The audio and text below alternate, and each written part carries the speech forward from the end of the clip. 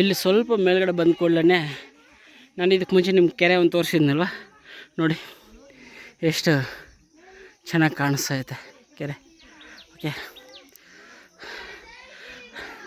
ಇನ್ನು ಇದು ಮೆಟ್ಲುಗಳು ಇಲ್ಲಿ ಸ್ವಲ್ಪ ಫ್ಲಾಟ್ ಆಗಿದೆ ಜಾಗ. ಇಲ್ಲಿಗೆ ಸುಸ್ತಾಗಿಬಿಟ್ಟಿದ್ದು, ಬಿಸಿಲಂತೂ ಸರಿಯಾಗಿ ಬಡಿತೈತೆ, ಆದರೂ ಹತ್ತುತ್ತಾ ಇದ್ದೀವಿ. ಬನ್ನಿ ಇನ್ನು ಮುಂದಕ್ಕೆ ಹೋಗ್ತಾ ಇನ್ನೂ ವಿಶೇಷಗಳು ಮಾತಾಡ್ತಾ ಇರೋಣ.